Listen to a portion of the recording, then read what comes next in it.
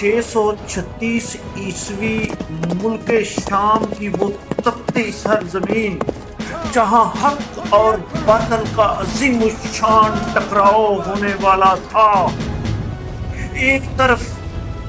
شہنشاہ روم کا 2 لاکھ پر مشتمل ٹڈی دل لشکر تھا جو جدید ترین اسلحہ اور آہنی لباسوں سے لیس تھا۔ دوسری طرف ان کے مقابلے میں صرف 30 سے 35 ہزار وہ فاقہ مست مجاہدین تھے جن کے پاس نہ زرہیں تھی،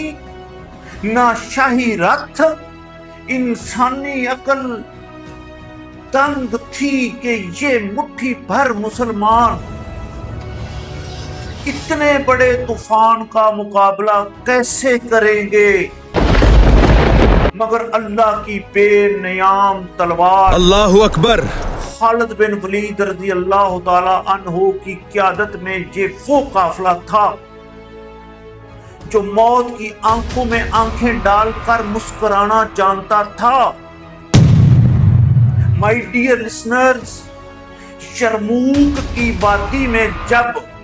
پہلے دن کا سورج طلوع ہوا تو رومی سپہ سالار بہان نے اپنی عددی برتری کے زوم میں مسلمانوں کے میمنہ اور مصرا پر بھرپور دباؤ ڈالا، لیکن صحرا کے ان بیٹوں نے استقامت کی وہ مثال قائم کی کہ رومیوں کی تمام لہریں ریت کی دیوار ثابت ہوئی۔ دوسرے دن رومیوں نے فجر کے وقت اچانک حملہ کر کے مسلمانوں کے قدم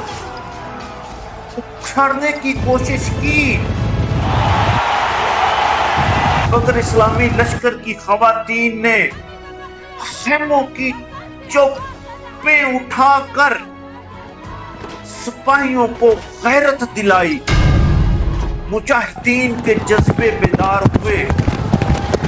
اور انہوں نے پلٹ کر ایسا وار کیا